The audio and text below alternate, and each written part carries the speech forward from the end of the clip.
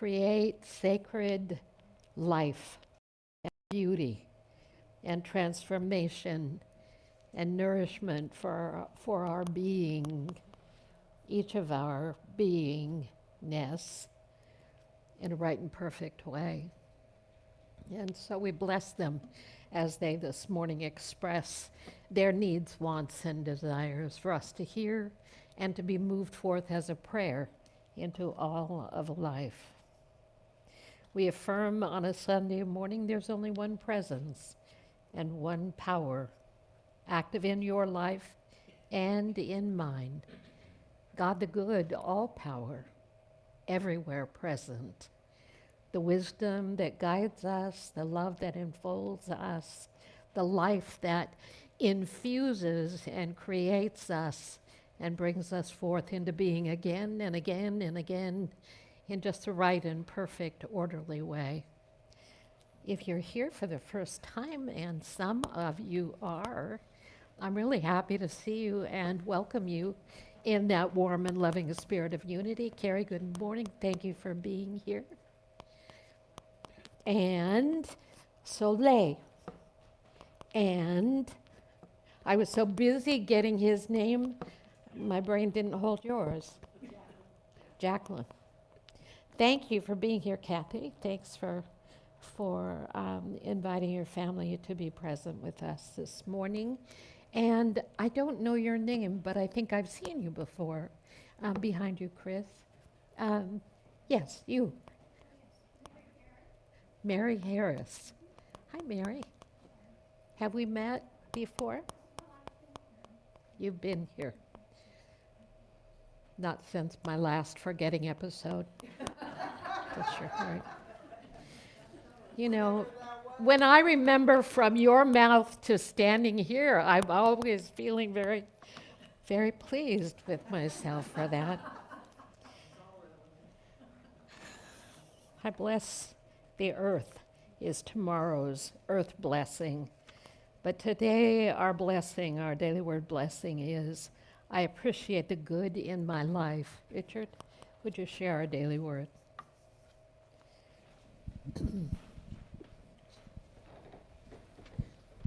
Nice job. Thank you.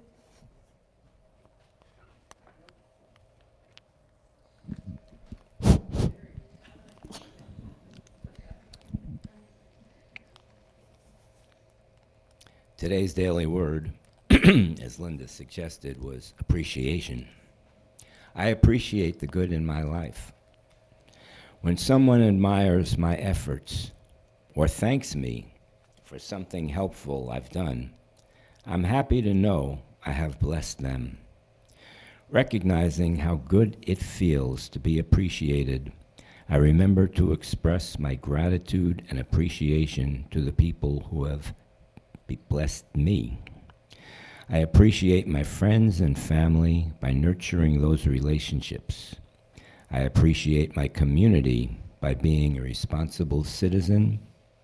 I appreciate the natural beauty of the world by caring for it and taking time to enjoy it.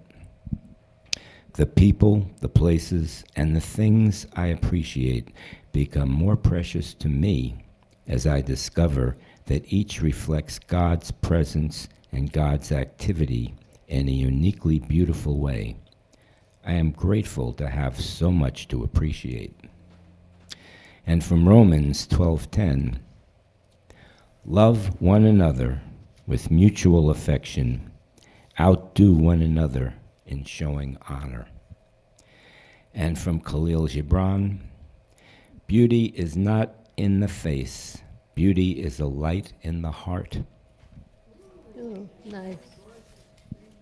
Thank you. Thank you. So glad you're here. Thank you.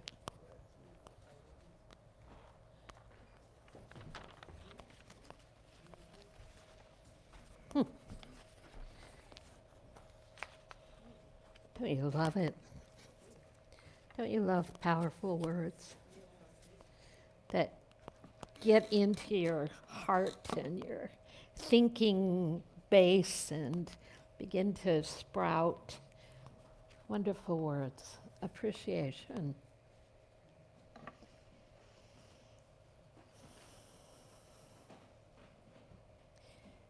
Tuesday, Facets of Unity, an Enneagram series from 11 to 12:30 on Tuesday. Next Sunday is our community potluck right after the service. Bring food, bring yummies, bring your specialties, take time to be together, share the experience of nourishment through food and love and friendship and fellowship. And the prayer box. The prayer team met this week to hold in consciousness how we as a team, prayer ministry team, can deepen ourselves to hold more space for those who are asking, seeking prayer, and those that we extend prayer to, for, with, wherever they may be. And one of the considerations was when we pray individually or together, a light is present, and those in need feel it and see it and receive it as they are able. And rather than praying into someone that they would be, or begging God to do something about something that we want, need, or wish for, we move into the heart, into the depth of our being, praying from that place, knowing that each one who asks is whole and that there's a perfect order at work in each mind, heart, and life, that the guidance we seek is present, and the ones who are seeking the way or the light find it through their own inner path when it's inspired by that light that is present, simply because someone prayed. It doesn't mean we know the person, we know where they are, or we know what their need might be, but we know that the same wholeness, the same state of oneness is present for that one as is present for us. And so our prayer team does great work and continues to study and learn and grow and deepen to receive more of your requests and to offer more and greater blessings. So the prayer box is a little brown box on a credenza. If you have a prayer request, please complete it and put it in the box. I don't know if I see the requests, but I know they're there because that's a magic place. So I also want to remind you that Daily Words are available in the basket. And please take time to, if you haven't ever looked at a Daily Word, it's one of the core foundations of what Unity offers the world, a daily prayer booklet. So please take the time. I noticed this morning that the first of the fields, or some of the fields I hadn't seen before, have already been topped. But there are still tulips to be seen. I was actually looking for the one across from Christensen's this morning on Best Road, and it's gone. So if you haven't looked, go find your tulips, because they're still amazingly wonderful and present for you to see. Ellen is back in the sound booth. Yay. Morning, Ellen. Yay for you. Ward is the music team this morning. Yay. We're hoping by next week Jerry might be back from Mexico, Jerry and Beth, and he'll be helping back there with sound. Andrew has moved on to do other things, involving, we hope, more money and more opportunity for him. So we will miss him, and he'll be here, Ellen thought, for special occasions and other kinds of things. Or maybe when you're on vacation, which will be never, Ellen. If you don't know it yet, Ellen's the president of the board, the kind of everything person around here. And our volunteers are here to serve you, and what we know is without our volunteers, we wouldn't have Sunday morning services, really, in the way we do. During the pandemic, we did Sunday mornings here without people, and I'll tell you, not having our volunteers, not having our regulars on a Sunday morning left an empty, cold sanctuary. But we were so grateful to be able to offer service online, and we continue to do that. So to our friends online this morning, good morning, we love you, we bless you. We so appreciate you and are grateful for you and for your presence. Let us know when you're online and where you are, and let us rejoice with you in the experience of finding ways to be with one another, even at distance. Oh, I think I'll take a deep breath. I walked in the back door, the smell of coffee was like being brewed in my office. We have coffee after the service. If somebody brought snacks, we have a little something to nibble on, maybe. It happens. And it happens because somebody thinks to bring something to share. And we are grateful for all things. All things. Yeah, I think that's it. I think that's it. It's over. It's over. That's it. Yeah. If you don't know it yet, Wanda's going to California for a while. She's not gonna, we'll miss you when you're gone. So did you see the inside of the bulletin? Was it cute about Earth Day? For sure. Let's share our time in meditation. Take a little bit of time. Our song is Our Thoughts Are Prayers.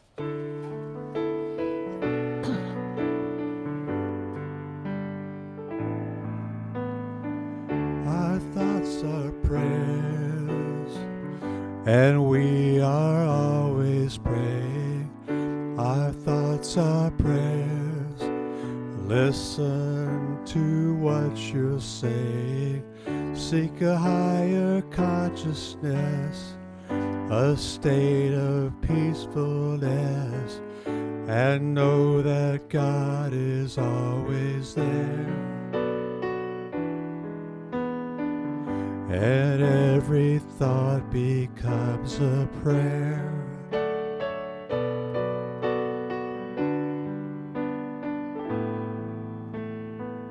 Our thoughts are prayers, and we are always praying.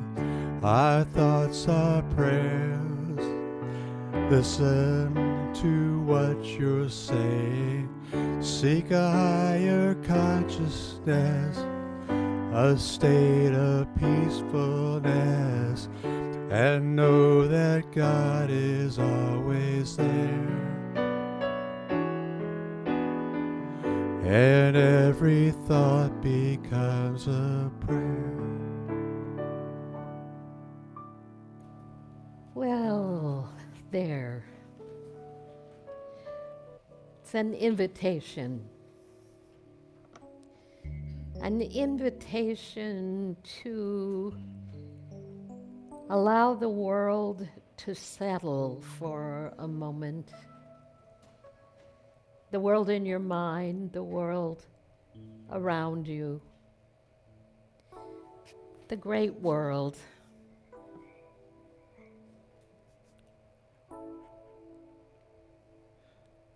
As you breathe, and as you allow yourself an opportunity to come to rest.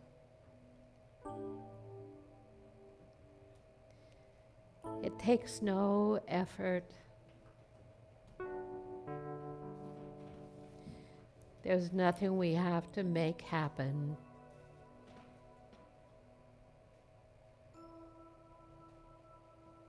Prayer,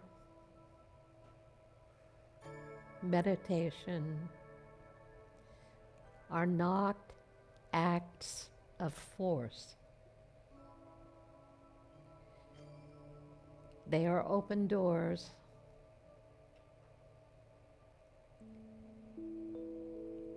and a state of letting go.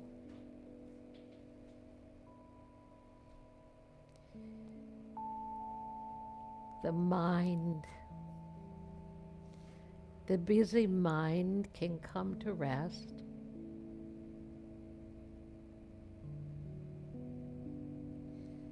The body can let go and relax.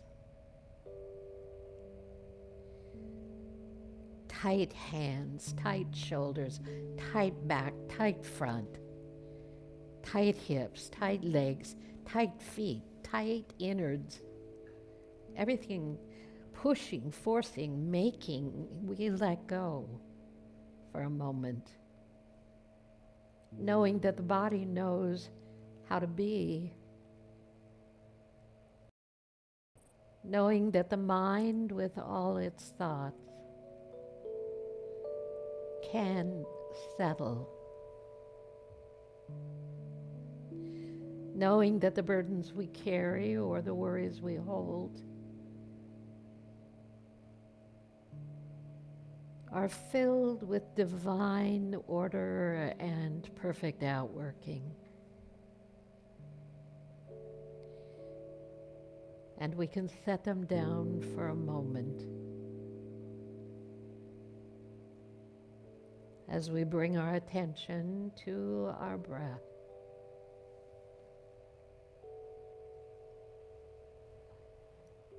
As I breathe in,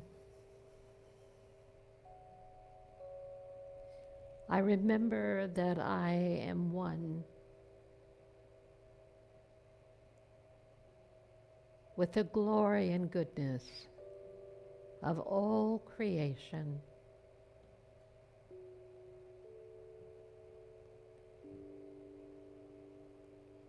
And that the creative force and power by any name, God, good, love, peace, I am, all the great words, divine presence, holiness, grace, all the ways we relate to this divine creative energy, this presence that is the presence of all guidance, all clarity,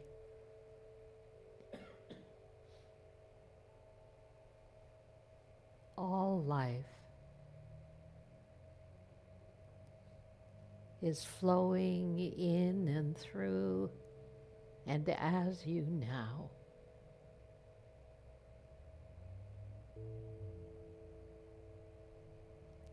In oneness, there is no separation.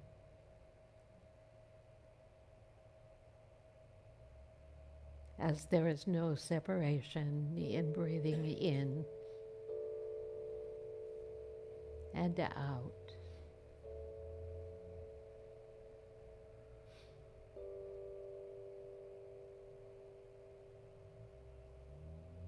We bring ourselves into that place of knowing, of seeing,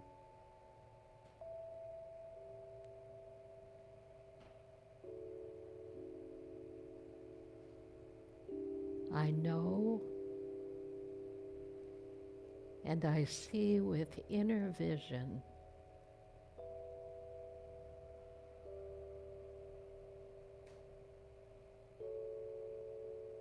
the power of a spirit at work.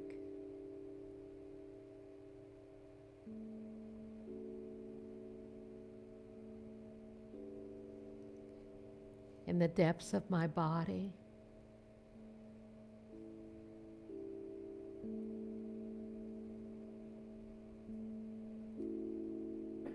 Spirit is at work.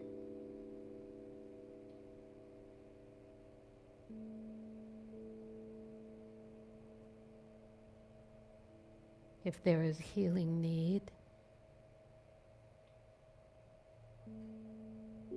we allow the movement of the power, this everywhere present power, to flow easily in and through the body, in and through the mind, like a gentle stream flowing freely,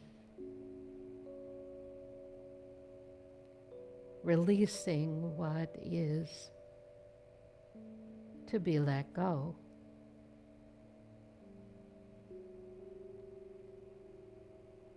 And bringing into every aspect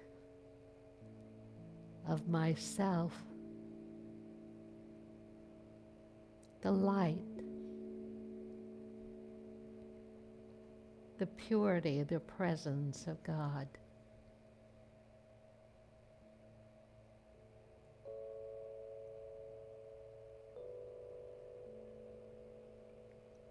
Again with your breath.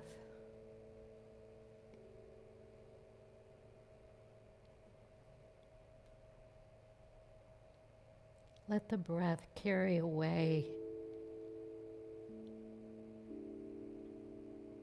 the discomfort, the tension,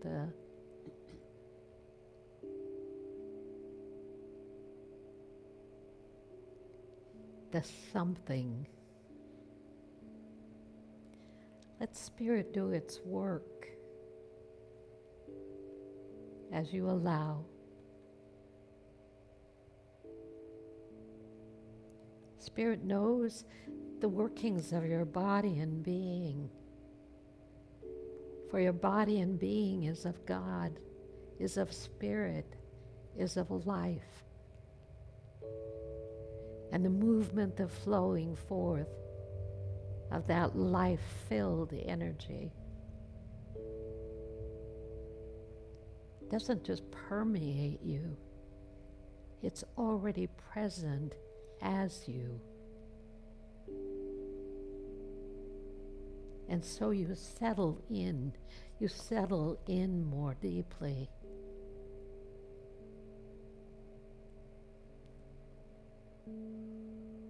Spirit is already at work, transforming, uplifting, guiding. I open my heart, for my heart is one with the heart of the world. And I allow Spirit, the presence, to move in and through my heart, releasing and setting free thoughts, ideas, things I've been holding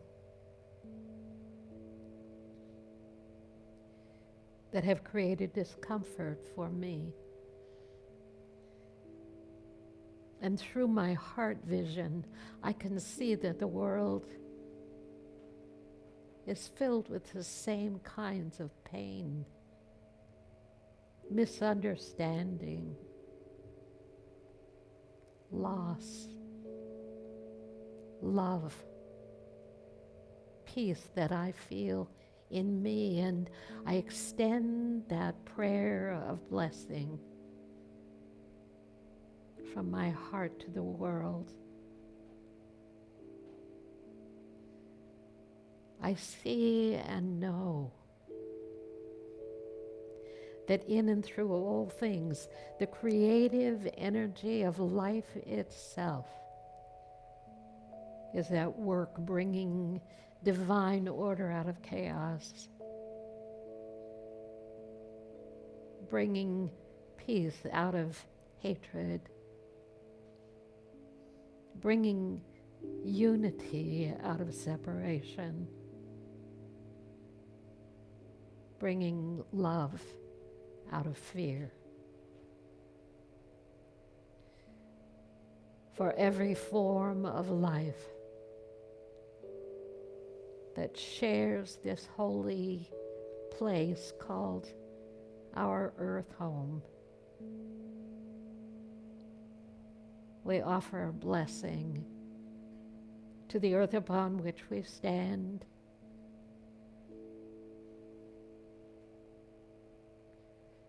to that which is greater than our comprehension,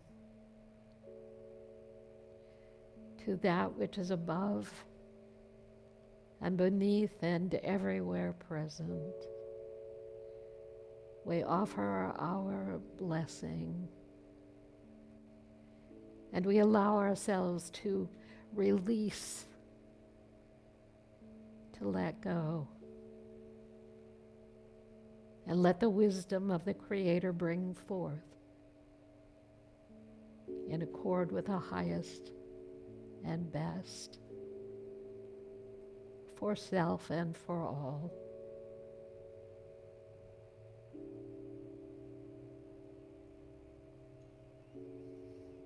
With breath,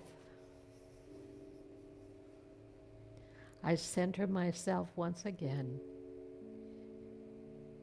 in the realization that all is well,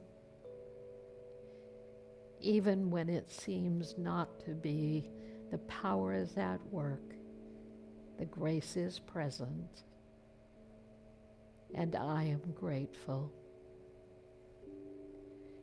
In that knowing, we pray giving thanks, and so it is. Amen.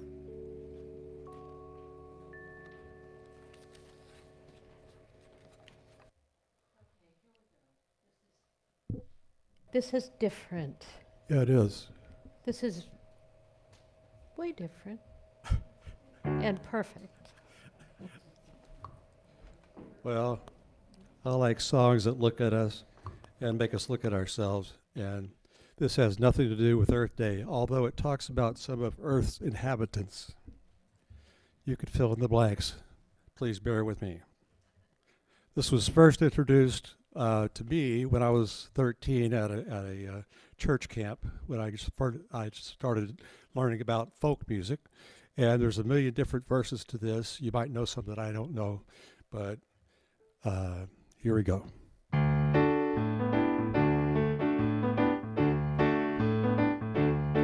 Well, I don't care if it rains or freezes, as long as I have my plastic Jesus riding on the dashboard of my car. Through all my trials and tribulations, we will travel every nation. With my plastic Jesus, I'll go far. I don't care if it rains or freezes, as long as I got my plastic Jesus glued to the dashboard of my car. You could buy him phosphorescent, glows in the dark, he's pink and pleasant. Take him with you when you're traveling far.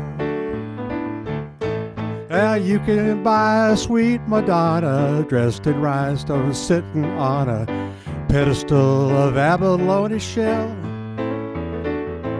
Well, going 90, I'm not weary, 'cause I got my Virgin Mary, guaranteed I won't go to hell. I don't care if it rains or freezes, as long as I got my plastic Jesus riding on the dashboard of my car. But I think he'll have to go, because his magnet's ruining my radio. And if we have a wreck, well, he'll leave a scar. Okay, for you think we're going to be ecumenical now. Jolly Buddha, fat and squatting on a pad of aspirin cotton. He's with me wherever I may roam. When it's late and I start to hurry, I know he ain't gonna worry. He looks at me and all he says is Om. Let me turn the page now. Okay. Okay, we're gonna expand this ecumenical thing. There is nothing that is kosher than eat food that isn't kosher right in front of my smiling Moses face. Well, I'm afraid that he'll awaken when I'm eating a ham of bacon and throw them 10 commandments in my face. Well, I don't care if I'm broke or starving, long as I've got a fish named Darwin glued to the trunk lid of my car. God, I'm feeling so evolved, driving with my problem solved, proclaiming what I think of what we are. Well, I don't care if it rains or freezes, as long as I got my plastic Jesus sitting on the dashboard of my car. Well, he's a dude with rusty nails, walks on water, don't need no sails, riding on the dashboard of my car. Well, I don't care if it rains or freezes, as long as I got my plastic Jesus sitting on the dashboard of my car. Well, plastic Jesus, you gotta go, 'cause your magnet's ruining my radio, sitting on the dashboard of my car. Well, sitting on the dashboard of my car.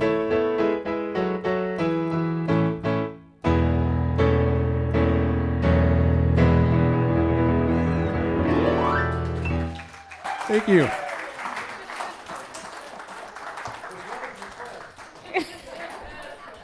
It was.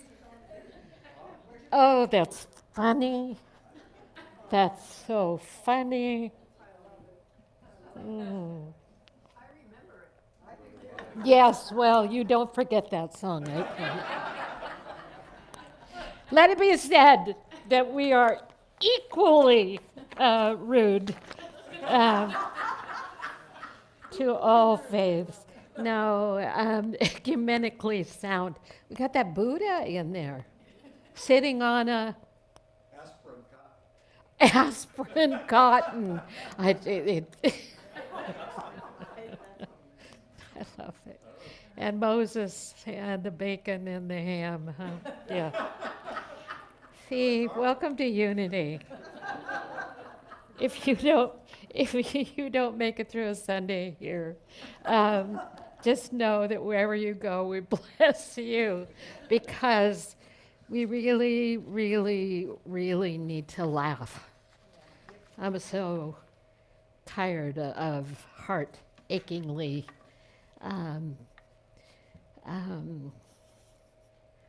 heart-stretchingly painful experiences in our world. And if we can't laugh together and have a little song about a plastic Jesus. I thought you wrote that. That's how I see you. It's so sacrilegious. Yeah, I know. Well, there you go. Yeah. From the place of connectedness in us all, our hearts unite for peace in the world. May all my thoughts, words, and deeds make me an instrument of peace in the world. May all people and all leaders find solutions to benefit everyone equally. May the spirit of compassion and forgiveness move in and through the hearts of all people. May we all direct our actions from love for humanity and the earth. We call in blessings and protection for all who are working for universal peace.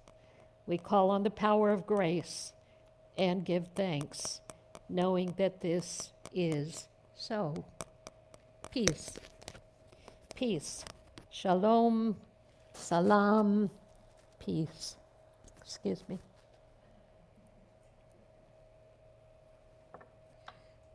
By now, you usually would have told me that my earrings were bouncing against my microphone.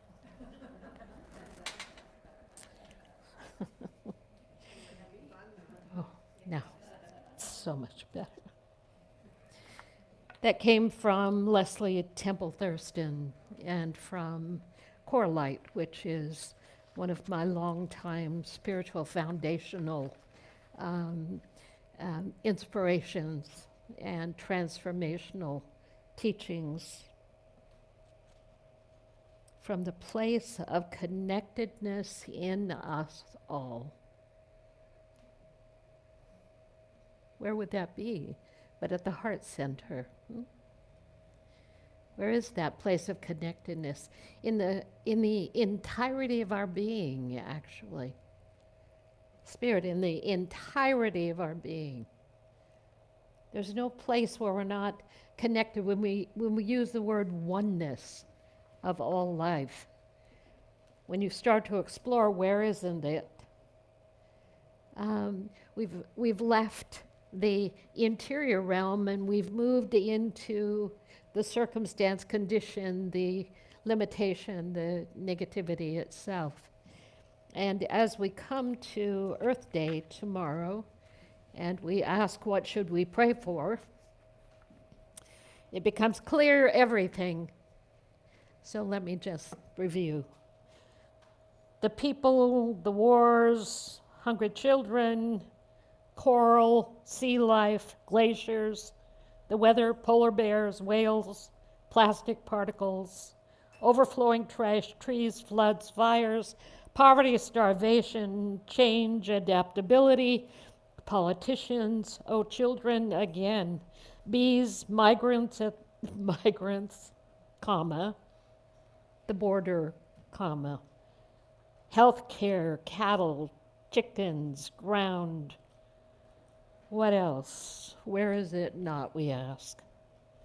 Where to direct a prayer for peace, for healing, for comfort? Where? If we, it just splits you in all of these facets.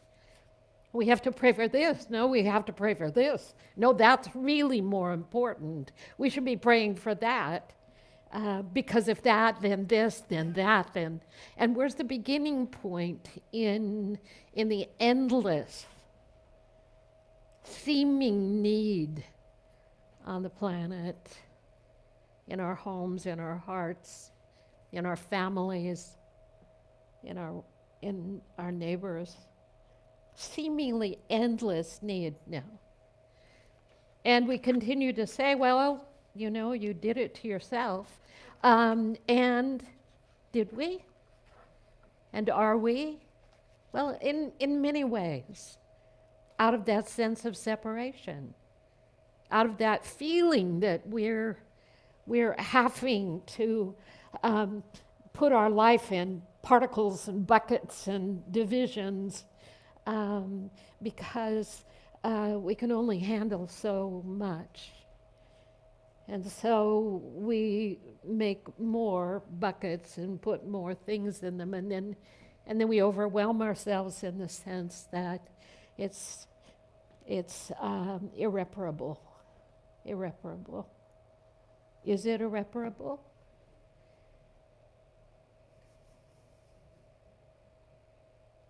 People are doing amazing things. Life is demonstrating amazing things. The very circumstances we've lent our attention to and many that we've created are pushing us into greater and greater and greater horizons of creativity and transformation. The world isn't just at a fixed point.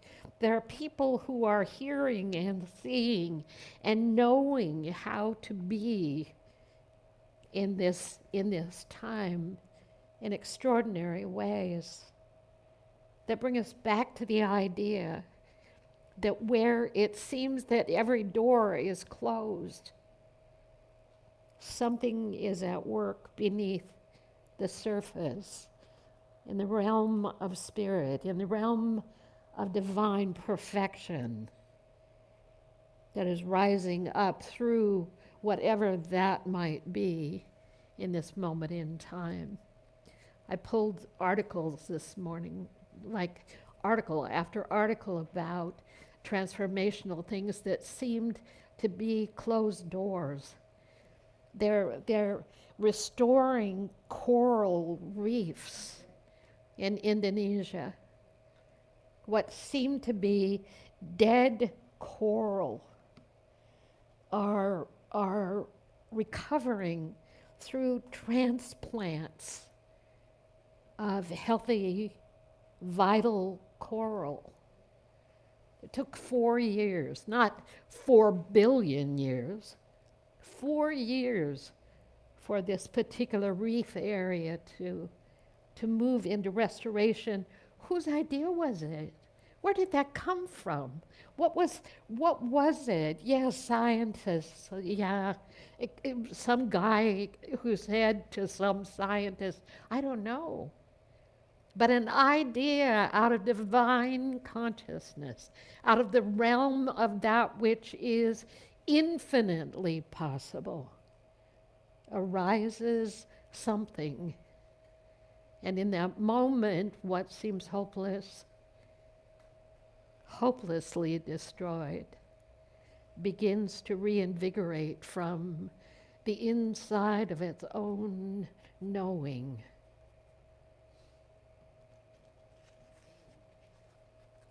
In Maui this year, so major, the fire, so incredibly devastating. I think the number of trees that were still standing in Lahaina or in the surrounding area, they were talking about palm trees and all kinds of trees, like 20 trees or something. But the banyan tree began to put out little green signs of life. It's restoring itself. It was one of the grave concerns because it so represented the Hawaiian people and that place. Everybody went to the banyan tree. I looked for parking in Lahaina before the fire. You go around the banyan tree about 100 times trying to look for one place to put your car. Not anymore. They're discovering ground cover and seedlings of things that are emerging. Not dried and fire prone, but green and new coming up. They're looking for the most creative solutions they can find to house people whose homes were lost. And it changed the whole culture, if you will, for us who live on the quote-unquote mainland. Beautiful stories of power and courage and human goodness in extraordinary ways. Stories of Portland, Oregon, where one man decided to dedicate his resources and everything he had to garden plots for people. The story is about a woman who lost both her legs, amputated, and he went to her home. He said she was so broken by life. And he said, I wonder if I could put some garden boxes on your property. And handed her the seeds. And gatherings of women came to garden and till and plant and harvest and share the resources. In an area that was broken down and beaten up and attics everywhere and stuff falling apart and it reconditioned, regenerated the entirety of a neighborhood. But more than the neighborhood, the minds and hearts of people who had no way. And then they had a way, and where did it come from? Where does it come from? Where does it come in a redwood tree that was burned out? Burned out, into the core, burned out. That's rebuilding itself even as we speak, regenerating. Again, green sprouts, life moving forward. You can only do so much damage before something amazing starts to happen, because we live in an intelligent universe governed by divine law. That means even when it comes to what looks like the end of a possibility, the next one is right there behind that door. And in and through all things, we look at the oceans, we look at the fish, we look at plastic particles. This is the Tomorrow Earth Day, focusing on plastic particles. I don't know about you. I don't know how to fix that.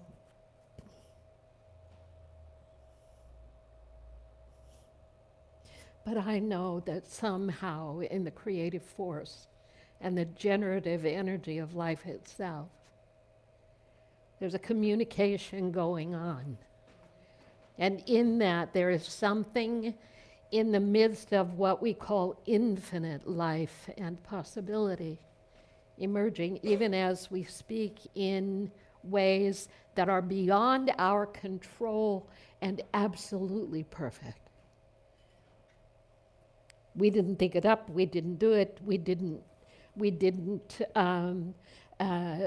the resolution, what do we say, is in the problem. The resolution, yes. How far have we gone? We've gone far enough. We've gone far enough. But there's something more at work in our lives than what has already happened and what can happen, that we haven't dreamed, we haven't seen, we don't know yet. Somebody's cleaning a river, somebody is brilliantly emerging with the next something that breathes life into what seems lifeless or hopeless. Am I the one who can think of all those things? No, I can't. I'm not really governed that way. But I can hold possibility. I can see that even when it seems to be the end of the road, there's something waiting. I can see that a divine creative process that has been moving in and through all of life and me and you and everywhere hasn't stopped yet. And it's not going to stop now. And it doesn't mean that there isn't work to be done. It means that the inspiration that is present is emerging for us now to understand, to cooperate with, in the knowing that in every moment the next possibility is emerging. Emerging, emerging, emerging. Is it all going to end so that my beautiful granddaughter is going to be living in one of those Star Wars movie times?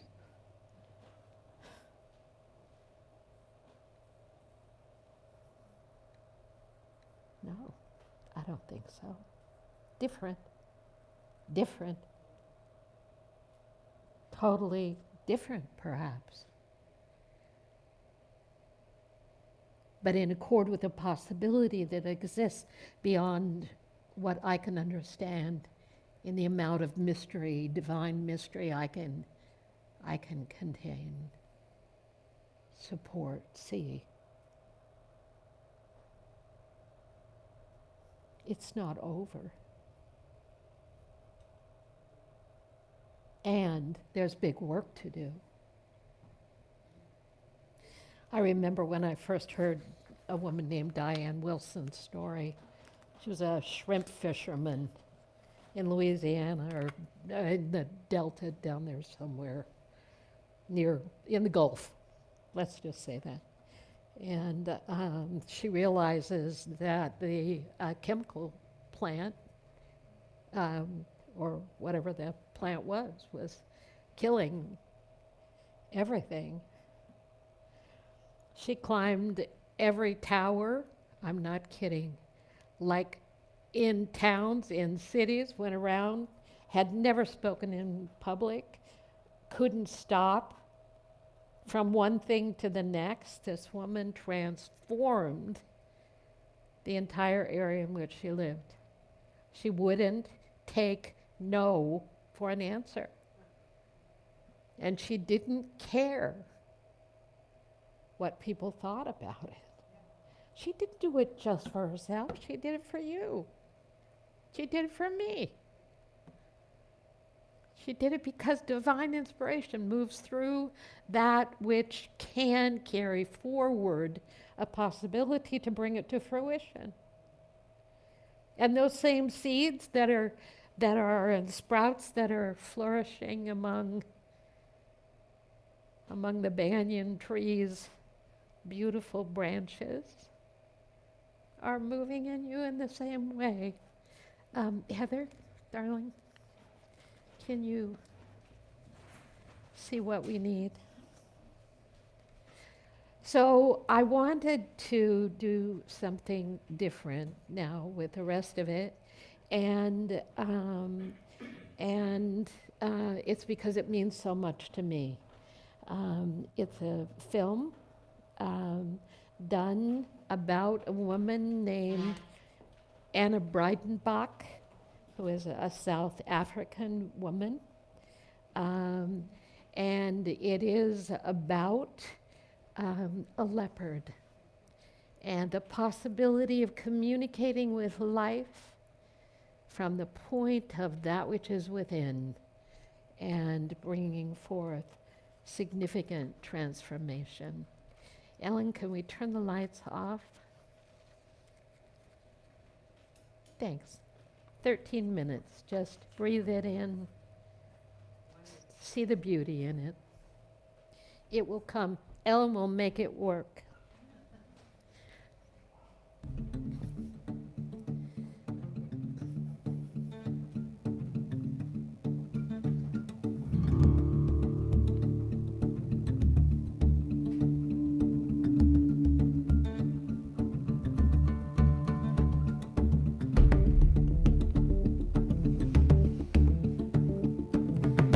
Diablo became spirit.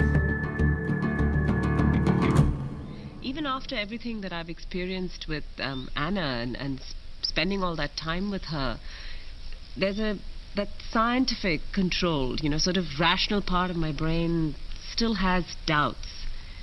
So I wonder what it will take to totally convince me.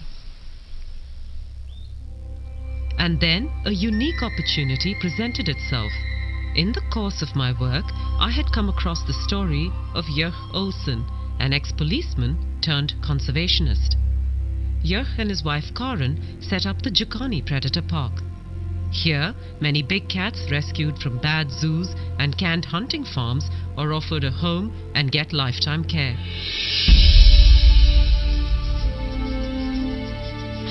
Jurg has a remarkable relationship with his cats, and he handles them in a way I have seldom seen before.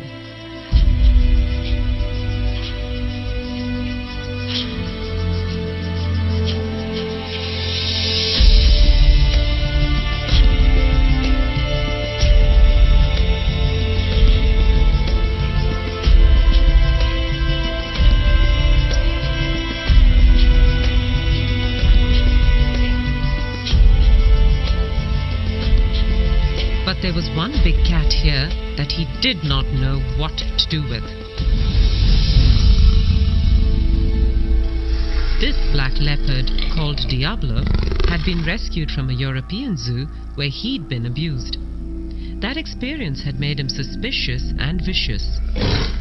All he did was sit in his night shelter and snarl at anyone who came close to him.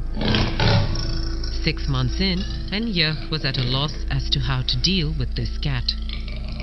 That whole atmosphere there was a vibe of aggression and of I hate you and I will kill you. And you know, the one encounter I had with him, he sent me to hospital 1 bite, 1 week. Here, I thought, was the perfect case. If Anna could get this animal to change his behavior and become well adjusted, then I would have no choice but to acknowledge that she was in dialogue with animals. It took me some time, however, to convince Jörg to bring in Anna. He's a dangerous cat. He's very, very dangerous. He's towards me and towards everybody else. In my opinion, the chances of an animal communicator changing that, it'll take a lot to convince me. I honestly do not believe that an animal can talk to a human or communicate with a human. I've had animals my whole life. We give them commands, we give them instructions, and they do it as we habituate them, basically. But I'm very skeptical to think that an animal like Diablo will communicate or can communicate with humans. I am desperate, however. I do not want to lose him. I made sure that Anna had no information on Diablo or his history before she came to speak to the black leopard. I was nervous to see what would happen, as this animal never let anyone near his night shelter without a lot of snarling and growling. But the minute he saw Anna, he calmed down and let her kneel right outside and look at him.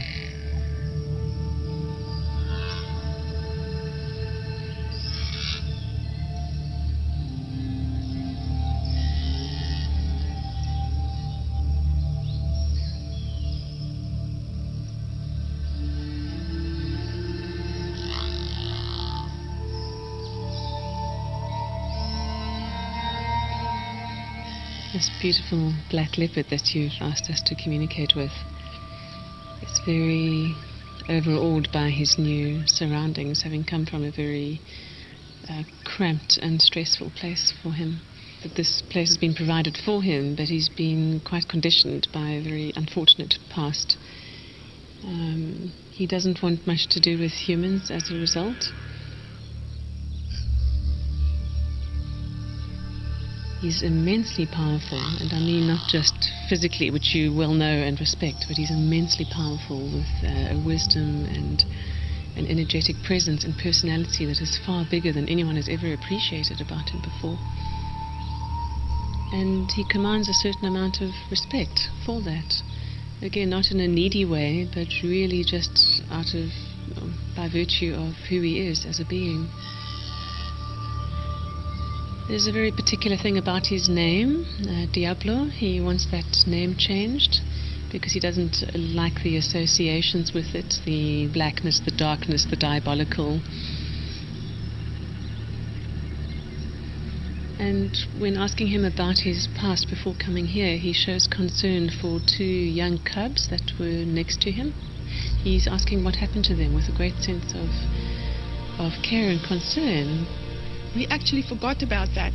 When we went to fetch him, there was so much excitement about bringing him back here. It actually slipped my mind until she said, he asked about the 2 cubs, and then we've remembered there were 2 little young leopard cubs next door to him that came from Rustenburg, and they were sort of semi-wild. They weren't hand-reared, and it just slipped my mind. And when they talked about it, I couldn't believe, I actually did believe it. I mean, then I really believed that they were communicating. And she communicated with him, and when we spoke to her and she relayed all the information back to us, firstly I didn't believe her. You know, it's things that anybody can think out, and you can think, And then she said something about the cubs that were with him. And that changed this whole thing, because now all of a sudden, that's something that she didn't know about. And I've also reassured him that you have no demands of him here, that you're quite happy to not make any physical demands of him or any expectations for display or interaction, that you're really willing to let him be how he wants to be. And that's given him an enormous sense of relief. Yeah. And having told him that has for the first time made him actually genuinely interested in now exploring a bit further.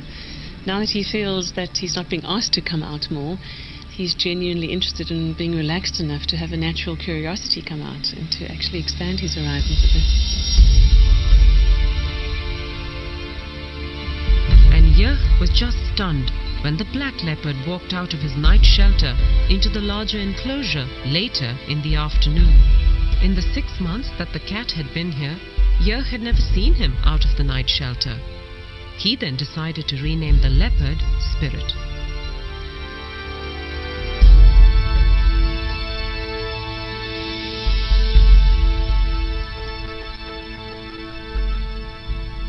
We told him that same afternoon that we're not going to call him Diablo anymore.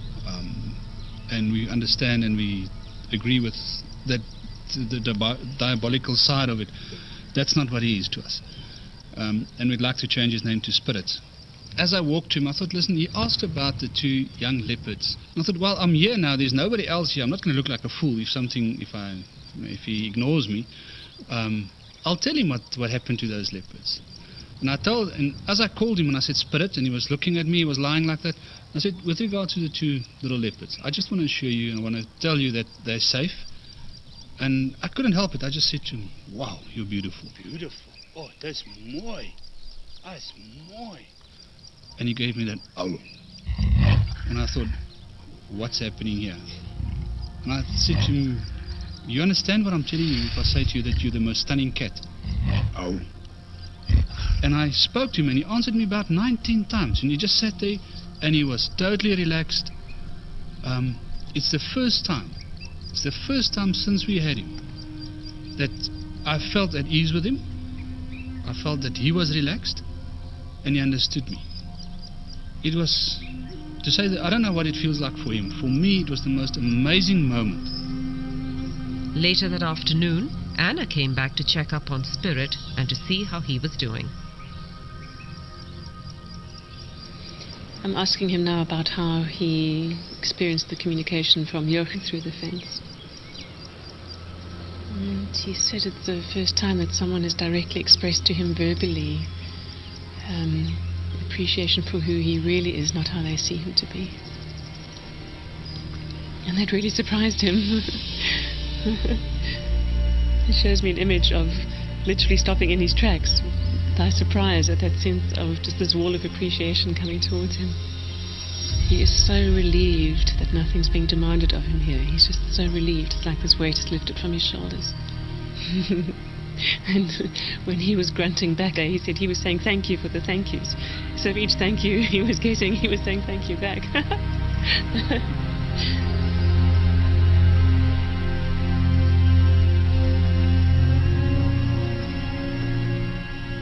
Is there anything you'd like to say about that feedback? I think we'll talk about this a bit later. I can't listen. So we'll talk about this later. It's unbelievable. I'm overwhelmed.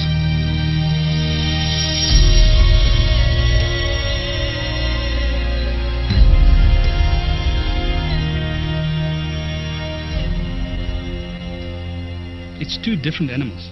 It's 2 totally different personalities. We had a snarling cat, angry at everything, upset about being here, hating humans, hating us for having him here, ready to kill in an instant.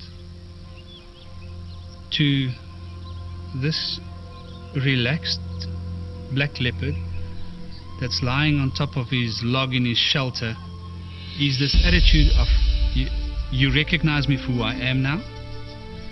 And it's amazing to talk to him and get the talking and get him to talk back to us. Jurg and Karen attended Anna's workshop on animal communication and now use it regularly with all their animals. It changed my whole life.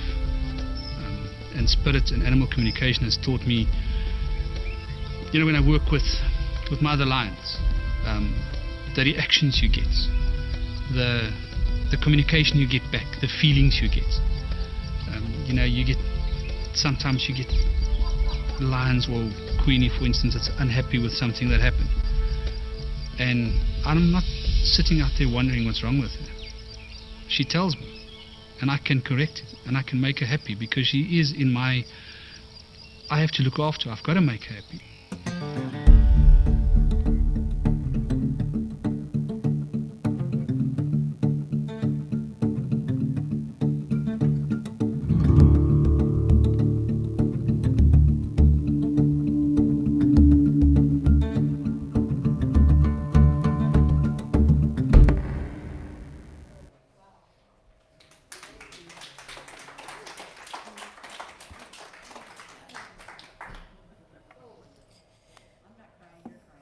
Yeah, I know. So we've seen things like this, perhaps. This is particularly powerful. And Anna, is extraordinary. And watching how she works is really powerful. If we can communicate with our animals and other animals, can we communicate with the ocean? Can we communicate with the river? Can we communicate with these essences of life that really are here for the ultimate blessing of the creative energy of the universe? Not just for us, but in celebration of life itself. Can we find that place in us with the heart's pure intention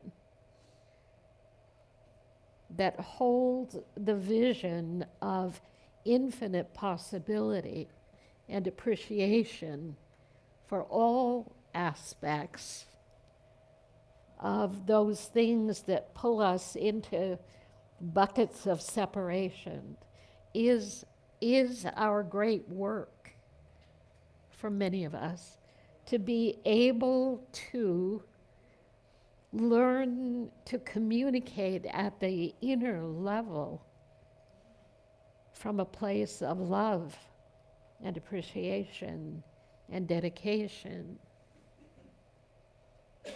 to that which is more and greater, and support those, of course, who are doing the work through prayer and through the energy of love.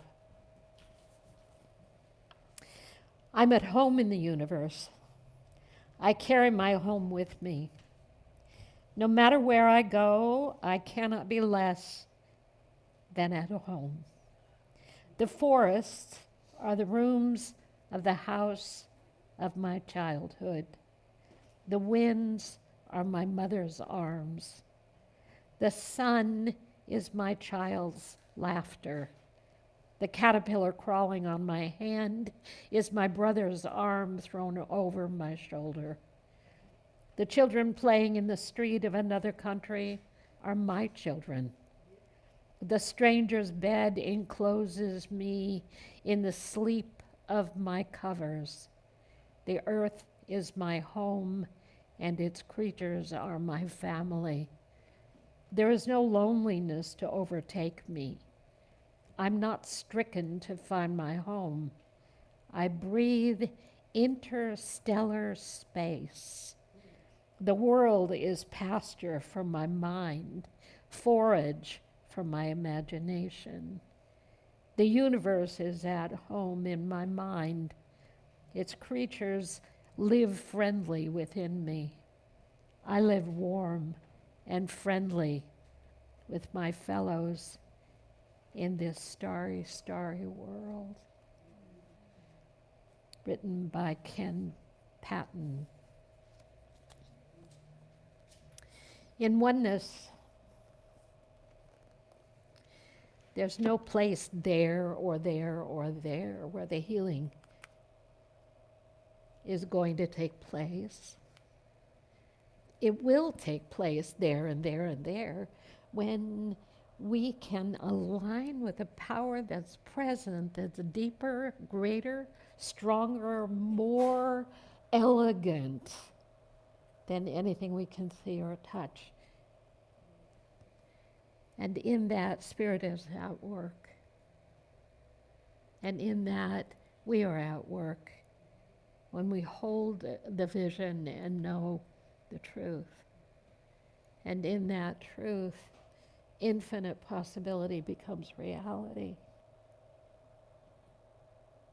And in that, we make a new day and find ways in which we can be part of the incredible solution that's taking place in the midst of all of the divisions or seeming separations around us. Let me be a prayer. Let my hands be a place where blessings flow forth. May my heart be an abiding place of love, we say. And may we all be one in the activity of this glorious creation called life. Let's share our tithes and love offerings. Prepare to go forth into the beauty of this day.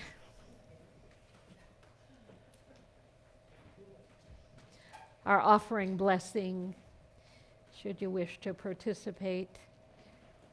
We are grateful for the little and we are grateful for the big, and we don't designate between the little and the big. It's all flow, and in flow we are blessed. I give joyfully and easily, for God is my source, and abundance is my nature. And so it is.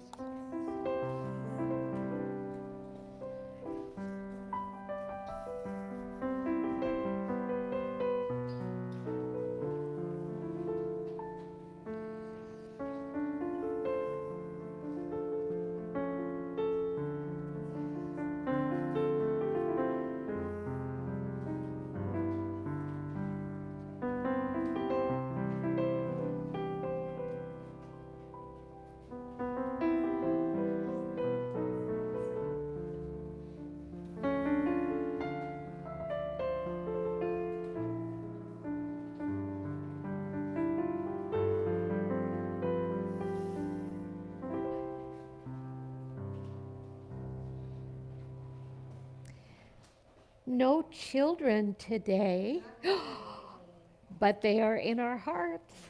We bless them, and for us, we pray together our prayer for protection. The light of God surrounds us.